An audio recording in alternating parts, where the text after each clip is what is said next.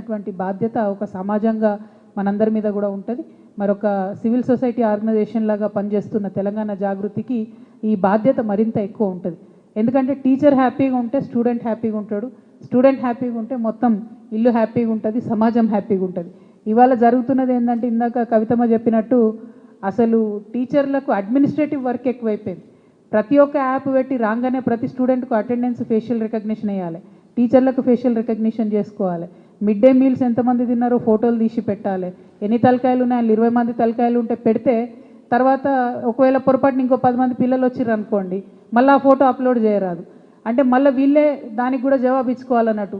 ఎంతమంది తిన్నారు, ఎన్ని గ్రాముల ఫుడ్ అయిపోయింది, ఎన్ని గ్రాముల బియ్యం పెట్టినాం, ఎన్ని గ్రాముల అన్నం ముడిచింది ఇవ్వాలా అంటే ఒక్కొక్క పిల్లవాడికి 6 రూపాయలు ఇస్తారు 1 నుంచి 5వ తరగతి, తర్వాత 8 రూపాయలు ఇస్తారు, 10వ తరగతి పిల్లలకు కొంచెం ఎక్కువ ఇస్తారు.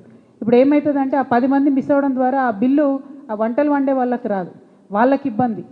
అంతకుముందు ఎట్లుండే అంటే టీచర్లు పాపం ఈ మొత్తం కూడా మిడ్ డే మీల్ స్కీమ్ వాళ్ళని కూడా వీళ్ళే దగ్గరికి పిల్లల కోడళ్ళ వాళ్ళని కూడా కాపాడుకొని వాళ్ళు మంచిగా వండి పిల్లలకు పెట్టేటట్టు అనేక రకమైన సర్దుబాట్లు మనం గవర్నమెంట్ స్కూల్లో చేసుకుంటూ కూడా ఉపాధ్యాయులు నడిచినటువంటి సందర్భాలు ఉన్నాయి. ఇవాళ పరిస్థితి ఏంటంటే అన్నీ ఆన్లైన్ చేసే వరకు ఎవరిని కాపాడలేని పరిస్థితి, అసలు పాఠం చెప్పేదానికన్నా ఎక్కువ అడ్మినిస్ట్రేషన్ పని అయినా ఎక్కువ అన్నటువంటి పరిస్థితి ఉన్నది. సో ఈ పరిస్థితి నుంచి ప్రభుత్వం వాళ్ళని మినహాయింపు ఇవ్వాలి. కొంత సిబ్బందిని మనము అంతకుముందు ఇచ్చినట్టు సిబ్బందిని కొంచెం పెంచుకుంటే ఈ అడ్మినిస్ట్రేటివ్ వర్క్ చేసే సిబ్బందిని పెంచుకోవడం అన్నది మంచిదని నేను భావిస్తూ ఉన్నాను. అట్లనే ఉపాధ్యాయులందరూ ఎదురు చూస్తూ ఉన్నారు. ఖచ్చితంగా వెంటనే పిఆర్సీని ప్రకటించాలి. పెండింగ్లో డిఏలు ఇంకా 5 డిఏలు ఉన్నాయి. ముఖ్యమంత్రి గారు చాలా గొప్పగా మాట్లాడి ఒక డిఏ రిలీజ్ చేసినప్పుడు ఇంకా ఒక 5 డిఏలు పెండింగ్లు ఉన్నాయి. అంతేకాకుండా మన పెండింగ్ బిల్స్ ఉపాధ్యాయులే చాలా రకాల బిల్స్ పెండింగ్ ఉంటాయి, అవన్నీ కూడా చాలా రోజుల నుంచి పెండింగ్ ఉన్నాయి. ఇవన్నీ ఒక ఎత్తు అయితే హెల్త్ కార్డ్స్ ఉపాధ్యాయులకు లేకపోవడం అన్నది చాలా దారుణమైన విషయం.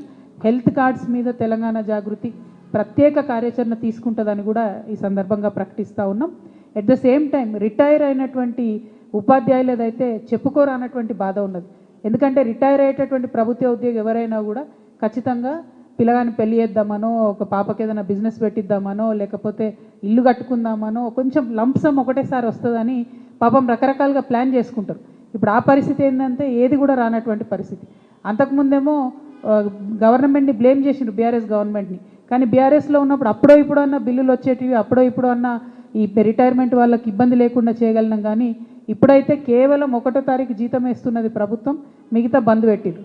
అది కూడా ఈ కేజీబీవీలకైతే గత 2 నెలలుగా దసరాకు జీతం లేదు, దీపావళికి జీతం లేదు. మొత్తం మహిళలు పనిచేసేటటువంటి ఇన్స్టిట్యూషన్స్, ఆడపిల్లలు చదువుకునేటటువంటి ఇన్స్టిట్యూషన్స్, దీనిలో చాలా దారుణంగా ఉంది. కాబట్టి ముఖ్యమంత్రి గారు నేను వెంటనే డిమాండ్ చేస్తున్నా, దీపావళి పండగ లోపన్న మా ఆడబిడ్డల కళ్ళల్లో సంతోషాన్ని నింపండి, వెంటనే కేజీబీవీల జీతాలు రిలీజ్ చేయవలసిందిగా నేను గౌరవ ముఖ్యమంత్రి గారిని డిమాండ్ చేస్తూ ఉన్నాను.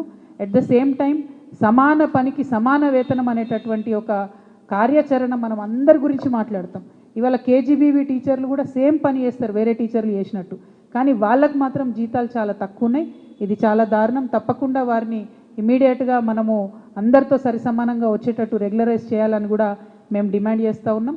ఎట్ ద సేమ్ టైం కేజీబీవీలు, గురుకులాలు, మోడల్ స్కూల్స్లో ఆడపిల్లల హాస్టల్స్ ఉంటే పొద్దుగాలంతా పాటలు చెప్పిన టీచర్లే రాత్రి కూడా హాస్టల్ చూసుకునే పరిస్థితి. సో చాలాసార్లు 1-2 సార్లు నైట్ డ్యూటీస్ కూడా రెగ్యులర్ టీచర్స్కి ఇస్తారు. ప్రాబ్లం ఏమవుతుందంటే రెగ్యులర్ టీచర్లకు పాఠాలు ఎట్లా చెప్పాలో తెలుస్తుంది, కానీ హాస్టల్ మెయింటైన్ చేయడం కష్టం. కాబట్టి హాస్టల్ మెయింటైన్ చేయడానికి కేర్ టేకర్ వ్యవస్థ ఉండాలి, వార్డెన్ వ్యవస్థ ఉండాలి, దానికి సపరేట్గా రిక్రూట్మెంట్ చేయాలని చెప్పి నేను గవర్నమెంట్ని డిమాండ్ చేస్తూ ఉన్నాను. అట్ ద సేమ్ టైం గురుకుల మోడల్ స్కూల్ ఉపాధ్యాయులను కూడా వాళ్ళకి ఇప్పుడు సొసైటీ నుంచి జీతాలు ఇస్తున్నాం, అట్లా కాకుండా ప్రభుత్వ ట్రెజరీ నుంచి 010 అనేటటువంటి జీవో కూడా పెండింగ్ ఉన్నది. మోడల్ స్కూల్స్ది ఫైనాన్స్ డిపార్ట్మెంట్లో పెండింగ్ ఉంది, త్వరితగతిన అది క్లియరెన్స్ ఇవ్వాలని చెప్పి కూడా నేను డిమాండ్ చేస్తూ ఉన్నాను. ఎట్ ద సేమ్ టైం జీపీఎఫ్లు పెండింగ్ ఉన్నాయి చాలా, వాటిని కూడా పే చేయాలని ప్రభుత్వాన్ని నేను డిమాండ్ చేస్తూ ఉన్నాను. తెలంగాణ జాగృతి నుంచి ప్రారంభించినటువంటి ఈ టీచర్స్ యూనియన్లో అన్ని రకాల పాఠశాలను, ప్రాథమిక పాఠశాలలు, ఉన్నత పాఠశాలలు, కేజీబీవీలు, తెలంగాణ మోడల్ స్కూల్స్, గురుకుల పాఠశాలలు, ప్రైవేట్ టీచర్స్, పీఈటీలు అందరినీ కూడా కలుపుకొని పోతామని కూడా ఈ సందర్భంగా నేను తెలియజేస్తూ ఉన్నాను. మరి ప్రధానంగా ఏంటంటే అంతకుముందు పెన్షన్ స్కీమ్ ఒకటి ఉంటుండే, దాన్ని రద్దు చేసి న్యూ పెన్షన్ స్కీమ్ తీసుకొచ్చిందే అప్పుడున్నటువంటి కాంగ్రెస్ ప్రభుత్వం. అది కొనసాగుతూ ఉంది. దాన్ని రద్దు చేసి మళ్ళీ ఓల్డ్ పెన్షన్ స్కీమ్ వైపు వెళ్ళవలసిందిగా ప్రభుత్వాన్ని నేను డిమాండ్ చేస్తూ ఉన్నాను.